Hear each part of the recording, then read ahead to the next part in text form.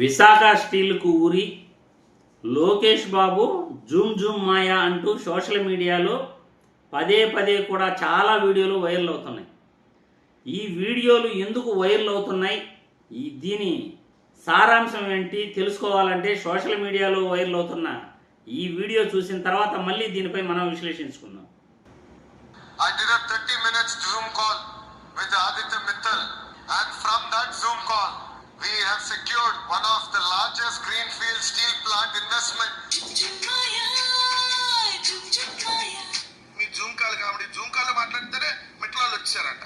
అసలు ముందు Visakhapatnam steel plant కి ఎందుకు ఉరివేస్తున్నారో సమాధానం చెప్పండి. విశాఖపట్నం స్టీల్ ప్లాంట్ ను ఉరివేసి మీరు ఈ రోజు ఏదో ఇది తీసుకొని వచ్చేసాము అని చెప్పి డబ్బాలు కొట్టుకుంటే ఎట్లా?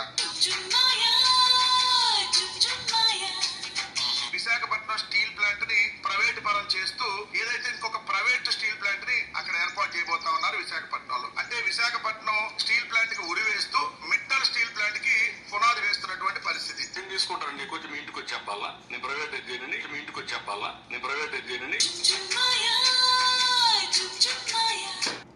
చూశారుగా, విశాఖపట్నంలో స్టీల్ ప్లాంట్ను ప్రైవేటీకరణ చేస్తూ ప్రైవేట్ మిట్టల్ కంపెనీని ఎందుకు ప్రారంభిస్తున్నారు విశాఖపట్నంలో అని వైఎస్ఆర్సీపీ నేత వెంకటరెడ్డి గారు ప్రశ్నిస్తున్నారు.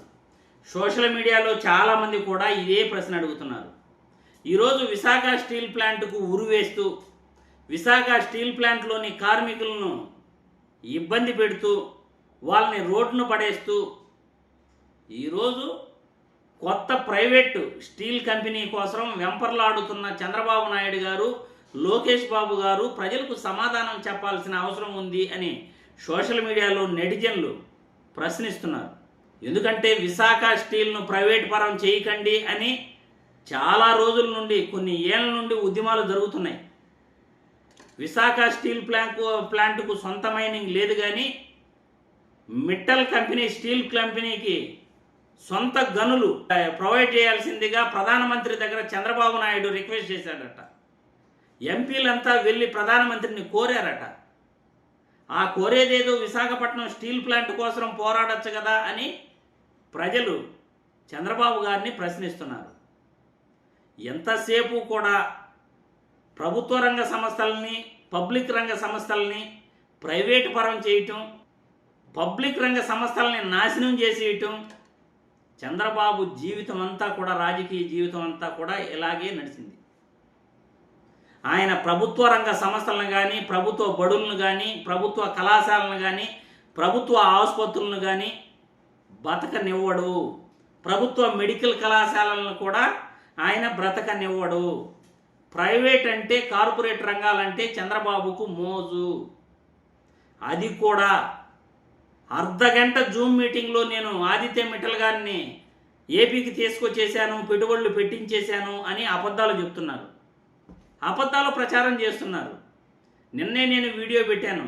2022 మే నెల 24వ తేదీ 2022 మే నెల 24వ తేదీ జగన్మోహన్ రెడ్డి గారు దావూస్లో ఆదిత్య మిట్టల్ గారిని కలవడం జరిగింది, ఆయనతో చర్చలు జరపడం జరిగింది. అప్పటికప్పుడే జగన్మోహన్ రెడ్డి చర్చల వల్ల 1000 కోట్లు పెట్టుబడి కూడా ఏపీకి రావడం జరిగింది. జగన్మోహన్ రెడ్డి ఆదిత్య మిట్టల్ గారితో జరిపిన చర్చల ఆధారంగా ఏపీలో పెట్టుబడులు పెట్టేందుకు ఆదిత్య మిట్టల్ గారు నిర్ణయం తీసుకోవటం కూడా అప్పట్లోనే పునాది పడింది.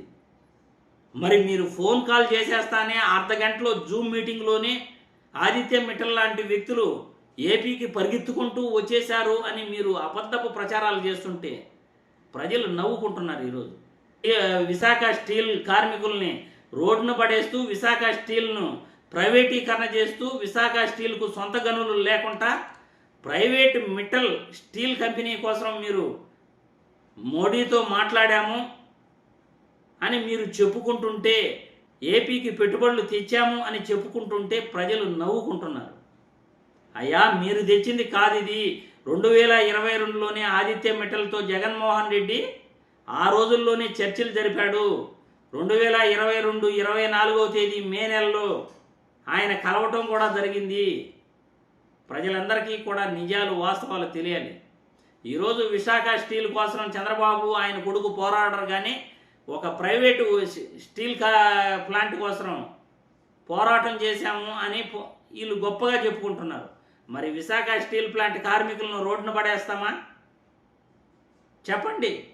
ప్రత్యక్షంగా పరోక్షంగా ఇప్పుడు 25,000 మంది పైనే పనిచేస్తున్నారు విశాఖ స్టీల్ కార్మికులు. గతంలో 50,000 మంది పైనే పనిచేసేవాళ్ళు. మీ యొక్క ఘనకార్యాల వల్ల ఆ 50,000 మంది ఈరోజు 25,000 మందికి చేరారు.